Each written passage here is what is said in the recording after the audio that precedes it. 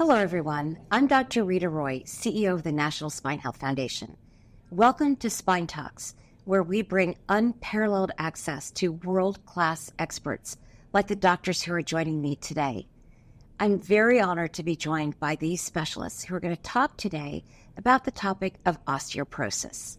Joining me on the panel is Dr. Ben Elder from the Mayo Clinic, Dr. Jason Savage from the Cleveland Clinic, and Dr. Paul Anderson from the University of Wisconsin. We're here at the Lumbar Spine Research Society, where Dr. Savage has just been named the president of this remarkable organization. And so I'm going to start off our conversation by asking Dr. Savage to talk to us about why doctors and spine surgeons in particular who treat patients with lumbar spine challenges are talking about osteoporosis. So tell us, Dr. Savage, why is osteoporosis a topic here for the lumbar spine doctors? Yeah, I think that's a great question.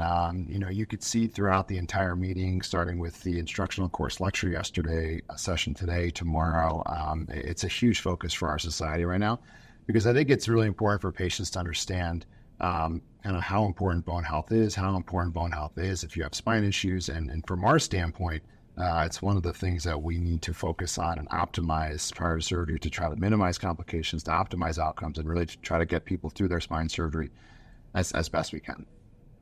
That's great. And Dr. Elder, you are joining us from the Mayo Clinic, where you run a bone lab and you treat patients as a neurosurgeon, and yet you are very concerned about bone health. How does this affect your practice, and how do you, as a neurosurgeon treating spine patients, see the need for osteoporosis education?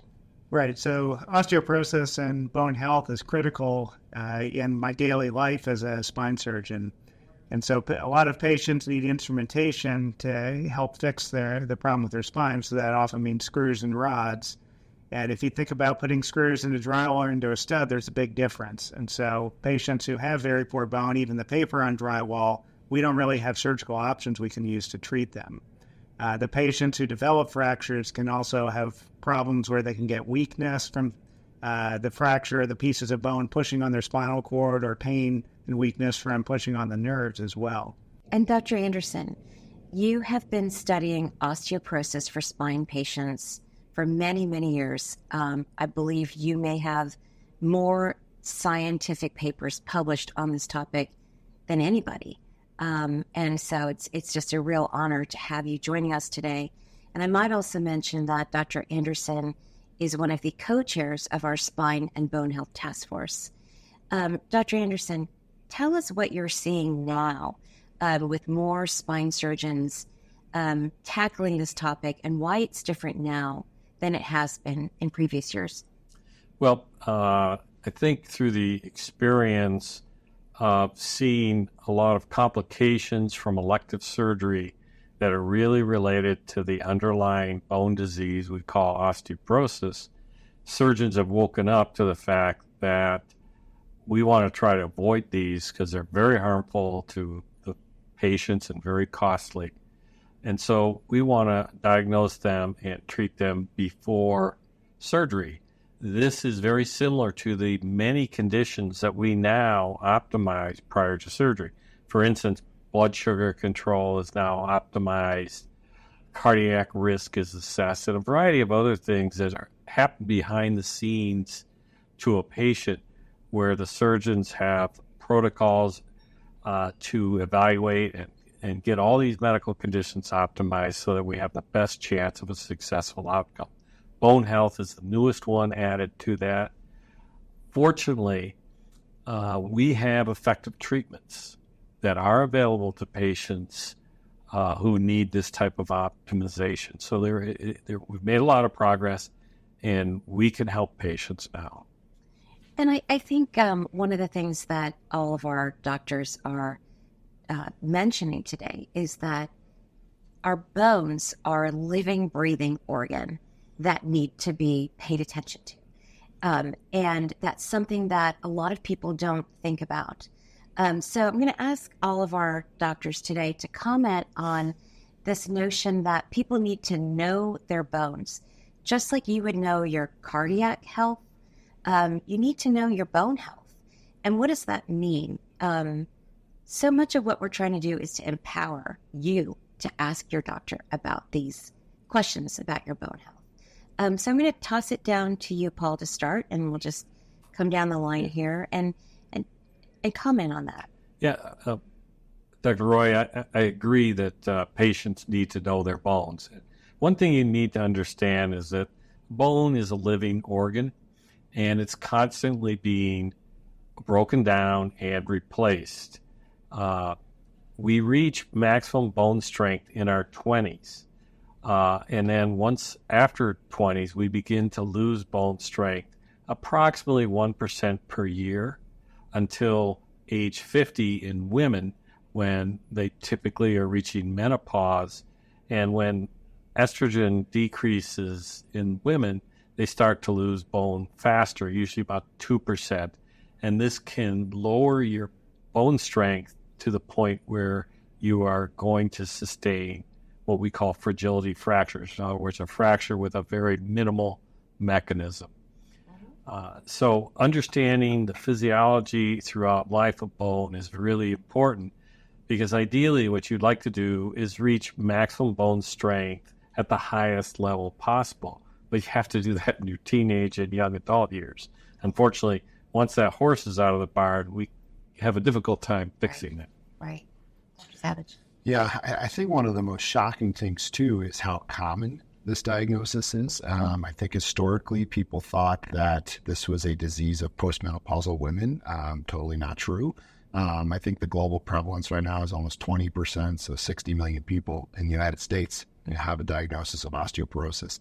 For what we do for a living in spine surgery, it's an alarmingly high rate of, the percentage of patients that come to us who have a diagnosis of osteoporosis and they don't even know about it.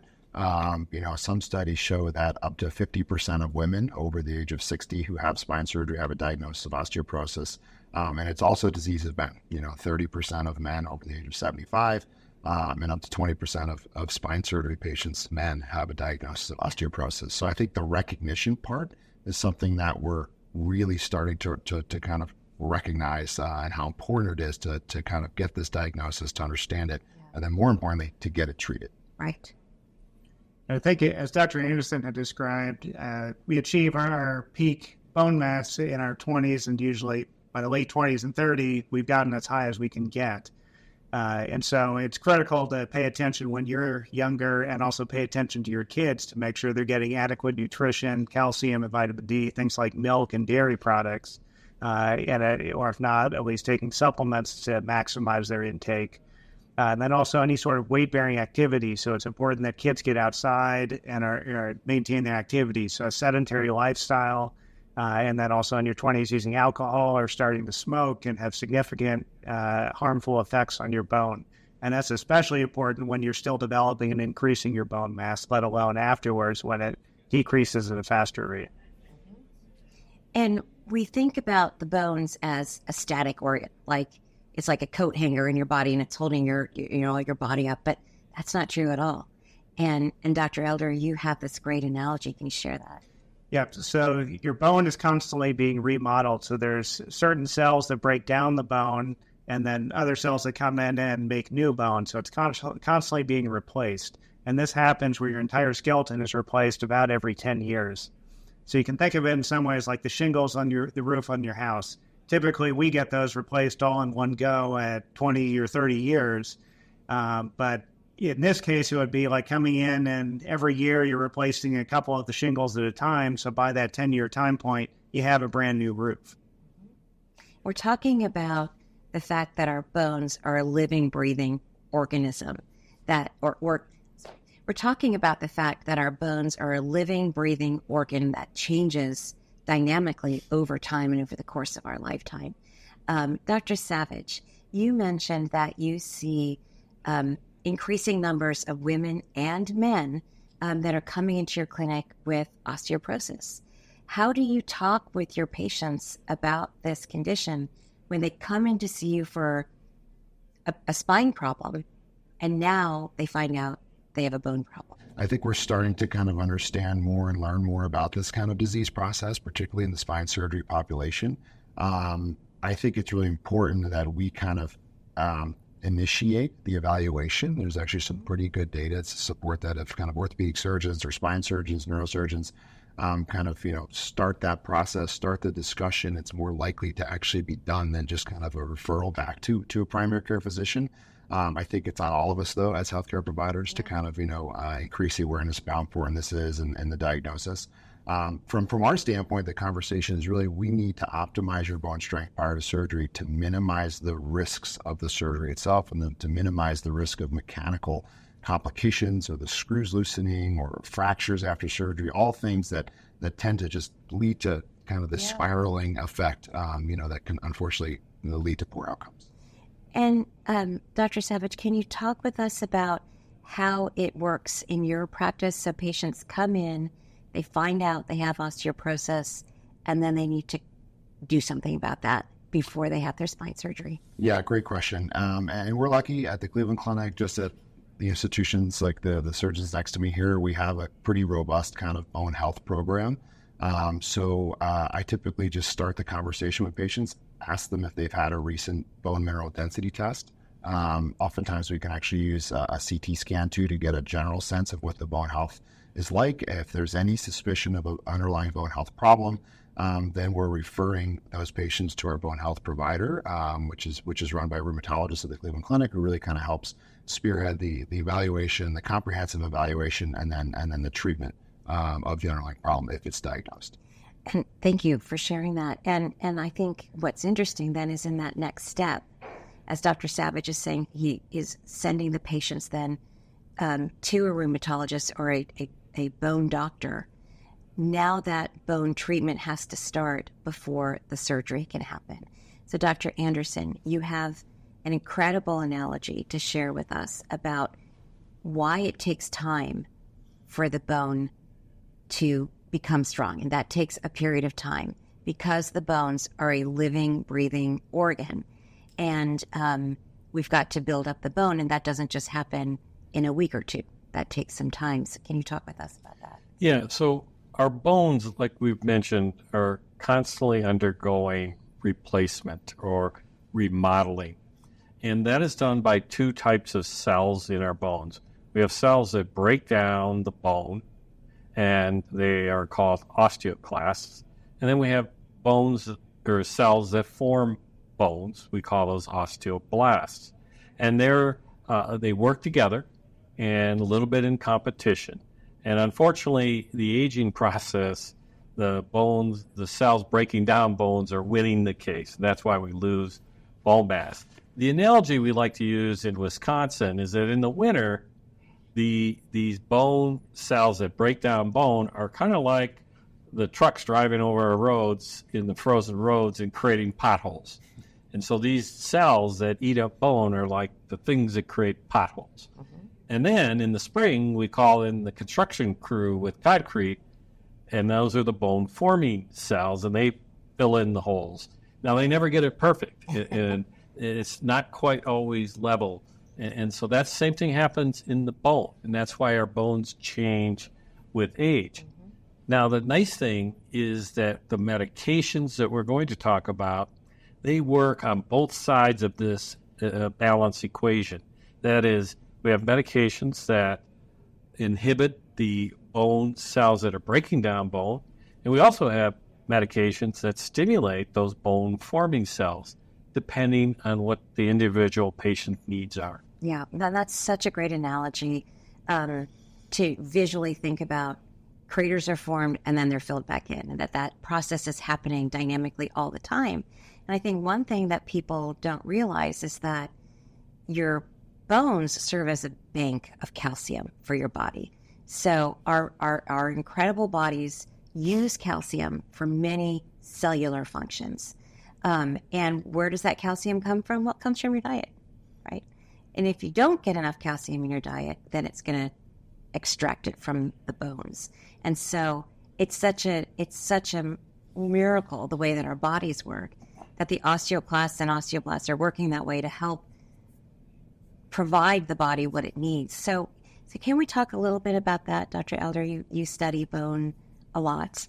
Talk to us about bone, the calcium bank in our bodies. Yeah, I mean, so calcium is the critical building block of bone and helps with the mineralization. Your body, again, with all this remodeling, is constantly taking calcium as well as some of the phosphate and reorganizing it. And so you need to keep replacing that in your diet. And this can change in certain diseases. So if your parathyroid gland has problems, sometimes it breaks, it's too active, and you'll start breaking down your bone because your body's trying to get the calcium out. Great. And Dr. Savage, do patients ask you what kind of calcium they should take? Is that something that comes up with your patients? It's a great question. It's rare that they ask that question, but we kind of basically ask it to them, I think, And the other thing that we've learned a lot about probably over the last 10 years is the importance of vitamin D and the prevalence of vitamin D deficiency, which is actually very, very high. I could tell you anecdotally, personal story for me. When I got my first vitamin D level tested like 5 years ago, I was profoundly deficient. No clue. And so it's very, very common to be vitamin D deficient, particularly in areas like Cleveland. I don't see the sun very often. Yeah. But so it's really working in an operating room all day. but it's a very, very important kind of part of kind of the optimization process, I think, recognizing the vitamin D deficiency, replacing it. There's actually a lot of good data that's been shown now that we've looked at here at the Lumbar Spine Research Society, showing that if you're vitamin D deficient, you have an increased risk of complications after spine surgery, you have an increased risk of infection, you have an increased risk of not healing a fusion if that's the surgery you have. So that's one thing we're kind of starting to focus on as well. That's fascinating. And as a reminder to our patients watching, vitamin D is important for calcium absorption. So when you're taking a calcium supplement, you want to have vitamin D attached to that. Completely agree. And I think in general right now, the recommendation is 2,000 units of vitamin D, D3, and about 1,200 milligrams of calcium. And I agree with you. They need to be together, because if you have one and not the other, they're really not working. Yeah. So we've been talking about this delicate cycle in your body of maintaining calcium levels, how your bones work to enable your body to maintain calcium levels, and what happens between the osteoclast and the osteoblast cells in your body, the bone makers and the bone eaters. And that leads us into a conversation about treatment for osteoporosis, because in order to understand how the treatments work, we need to understand a little bit about how the bones work. So Dr. Anderson, you were beginning to mention some treatment approaches. Let's talk about that. So I think there's a lot of confusion amongst patients about what the treatments are. There's fear about the treatments. We want to address some of those issues. Yeah. I think the first consideration is how do we decide which treatment is needed for an individual patient? And that has been evolving significantly, particularly in the last 4 years.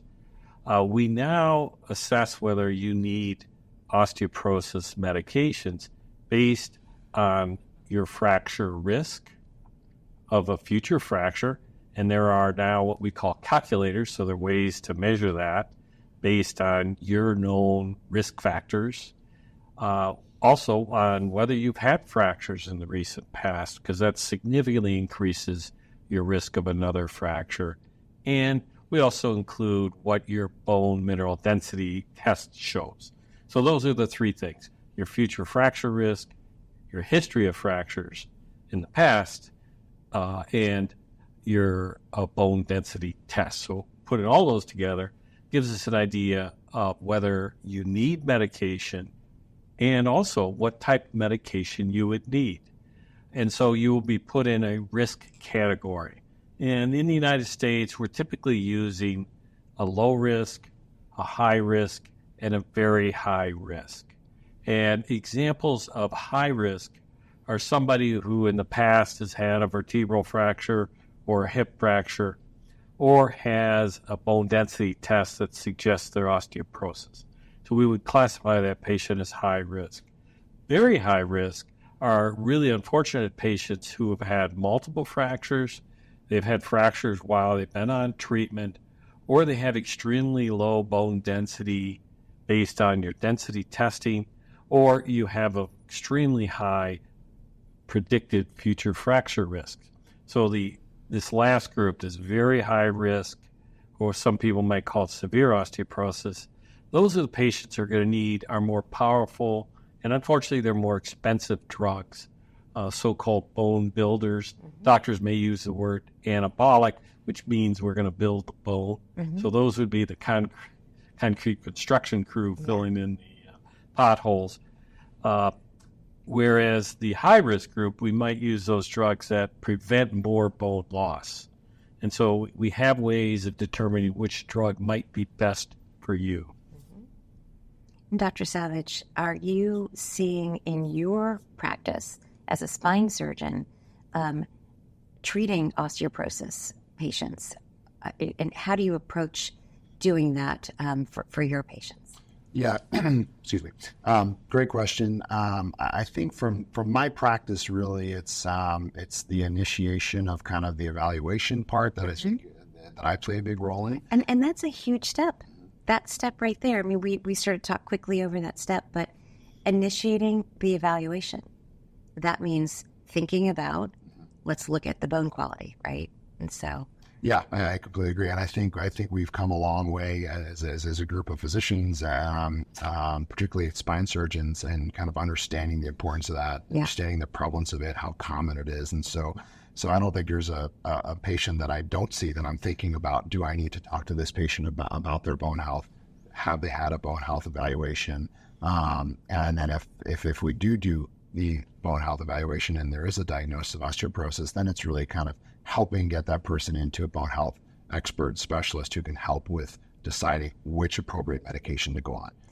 And about what period of time does it take from identifying a spine patient with osteoporosis to them being able to come back then to have their surgery? What does that look like?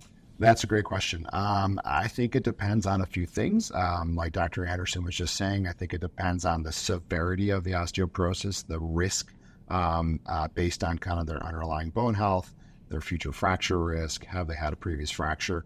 And it also depends on the magnitude of the surgery I think that person may need based on the underlying issues that they have. I think the bigger the surgery, scoliosis, deformity correction operations, those have a really high risk of complications, high risk of failure if the bone is not strong enough.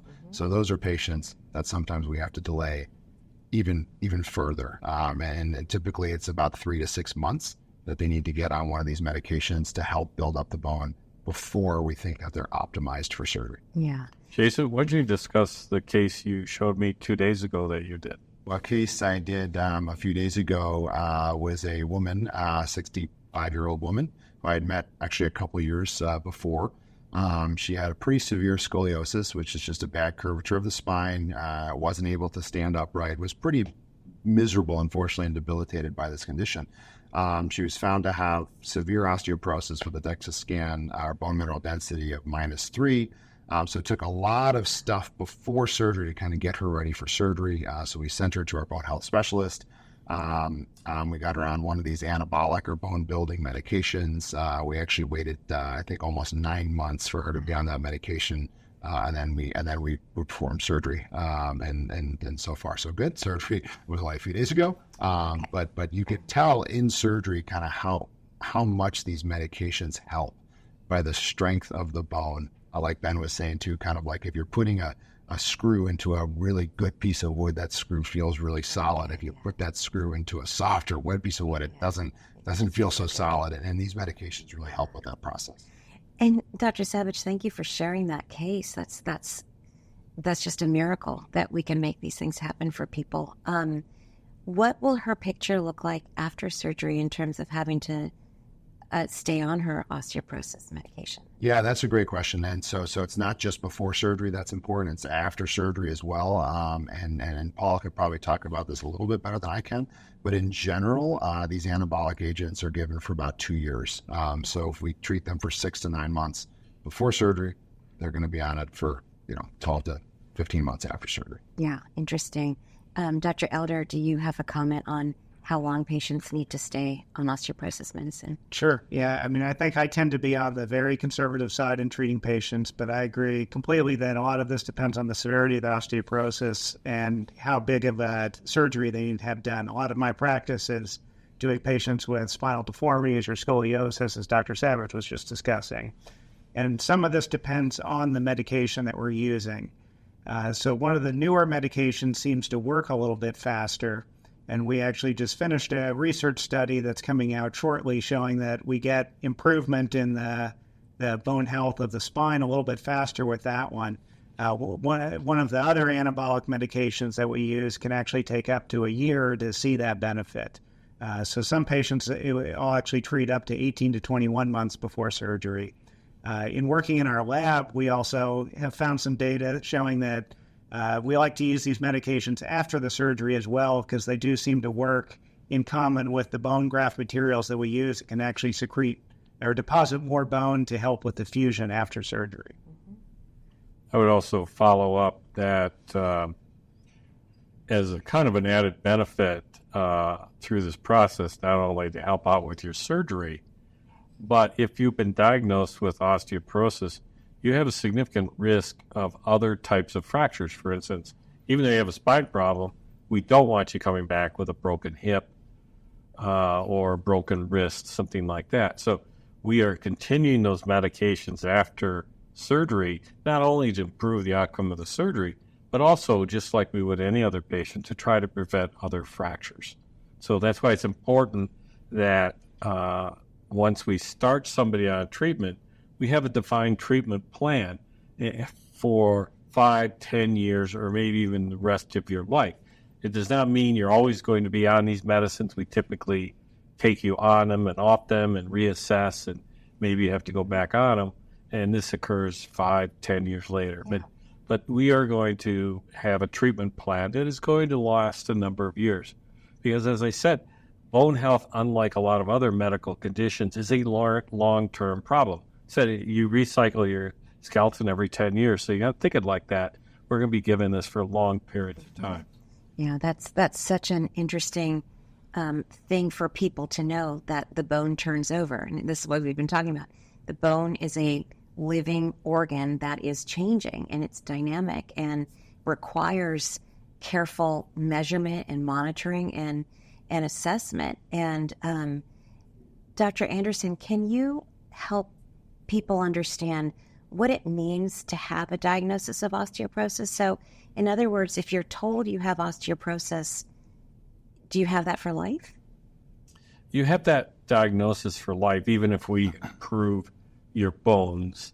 And again, like I said just shortly ago, it does not mean that you will need medication for the rest of your life, but you'll have that diagnosis, and does mean you need periodic monitoring and something we now call risk assessment, because that risk assessment is what's going to define whether you need to be treated or not.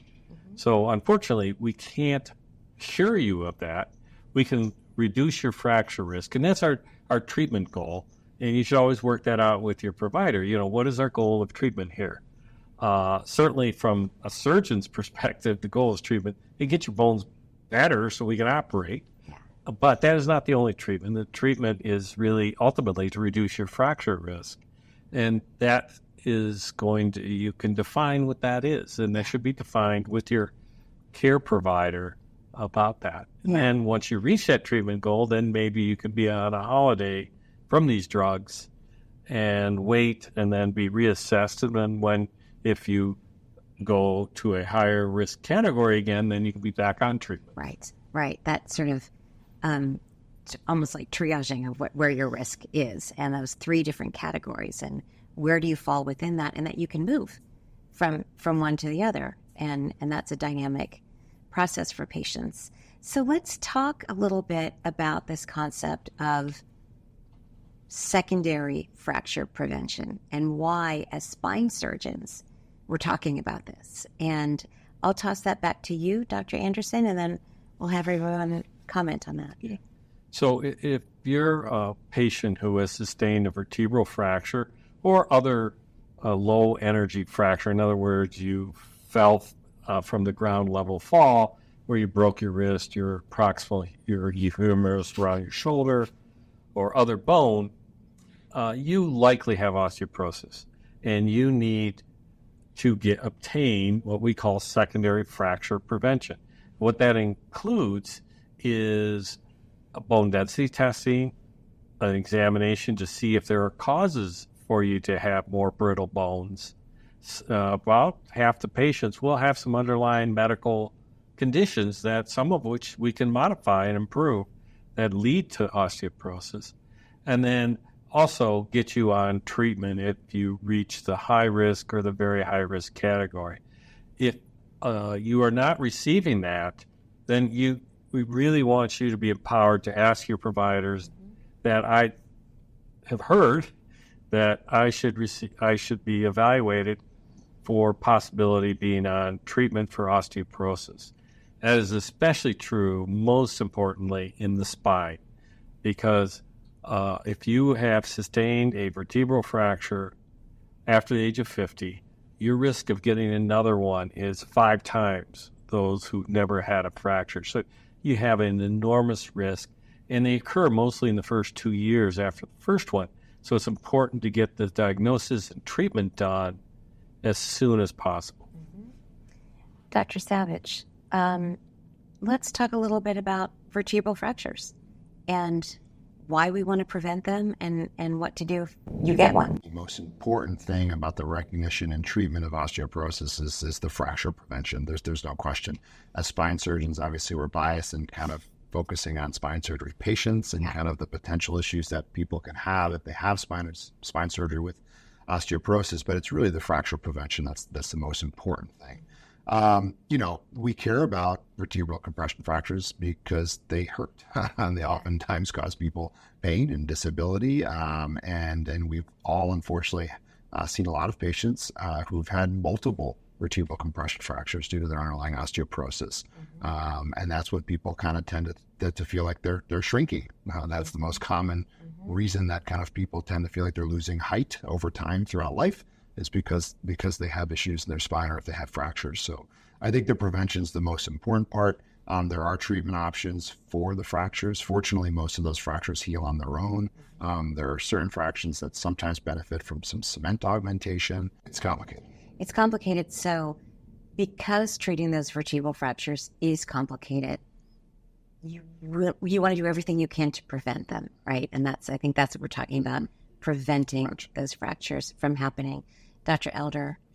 Yep. So I think I would echo their comments, but I think the key is preventing these fractures. As Dr. Savage was discussing, we often see patients in the emergency room or in our clinic that have a new vertebral fracture.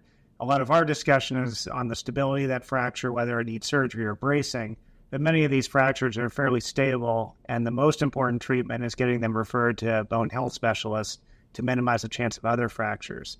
The other patients we end up seeing several years later, if they haven't been treated and now come in with 4 or 5 fractures, and the patients you see walking around that are very hunched over or tilted way off to the side, that now have a pretty severe deformity, and that would require a massive surgery to fix that and significant medication therapy to get the bone strong enough. And some, their bone are so bad that they just may never be a candidate to get them fixed.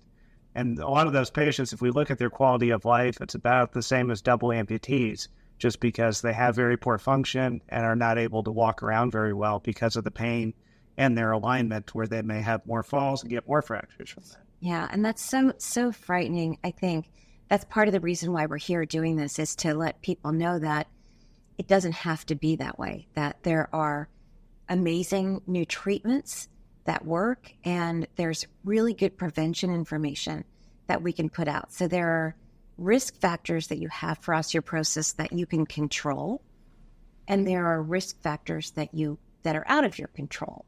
And the things that you can control, diet, exercise, getting outdoors, healthy lifestyle, that we got to do those things, right? The things that we can't control, that are a little bit out of our control, our genetic makeup, our proclivity, our likelihood of getting osteoporosis as dictated by our genetics.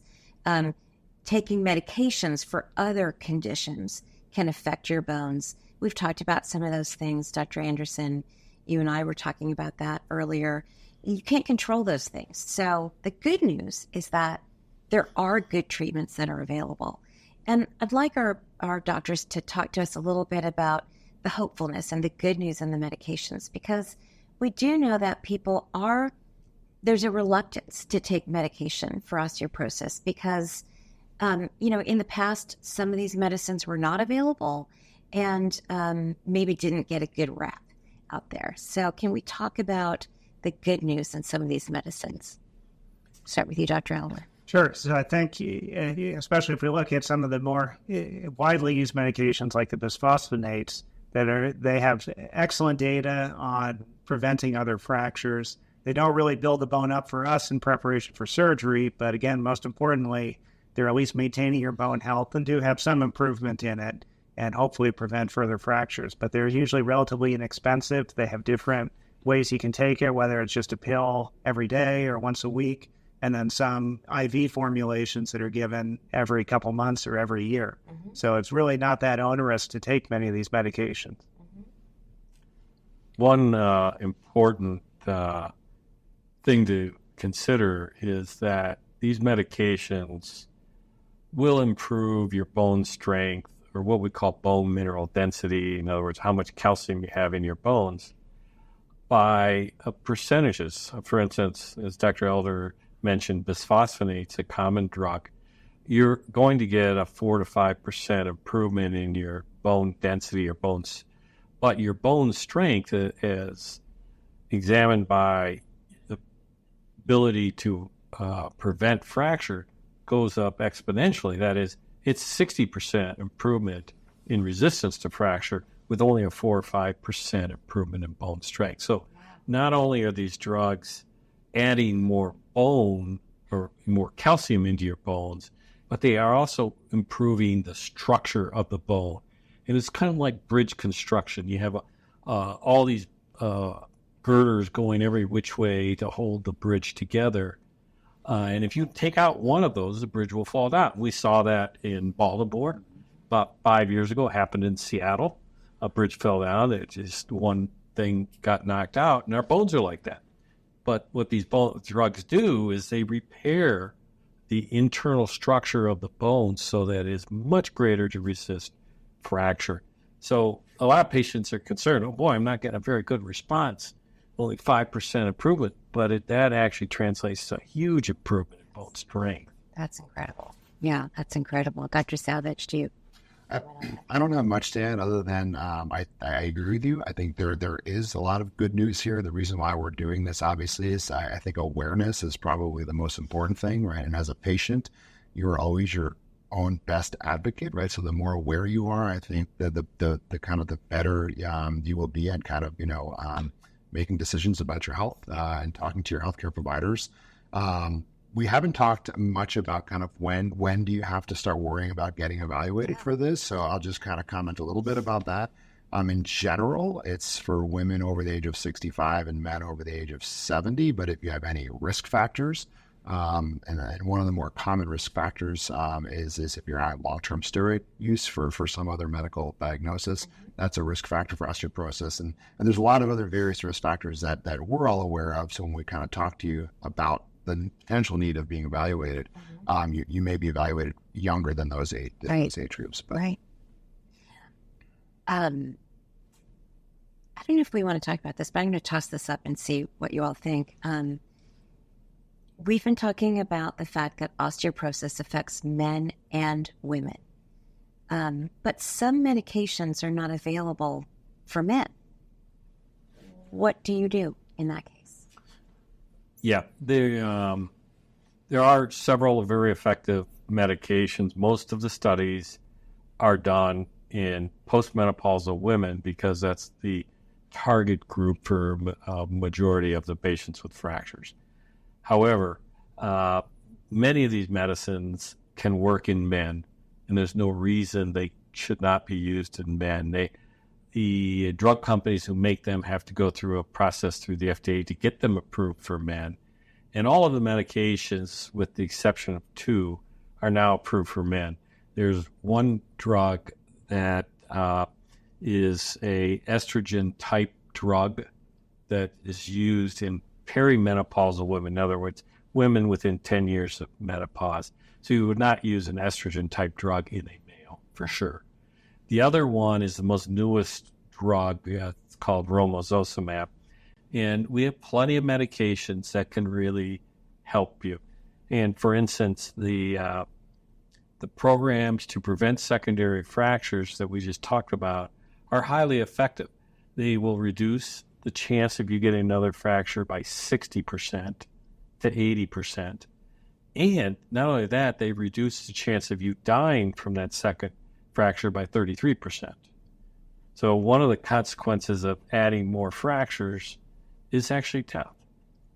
Even worse is many patients with second or third fractures end up losing their independence. And this is the most frightful thing to patients, is losing their independence where they can't live in their home anymore and they have to go to assisted living or even skilled nursing home forever.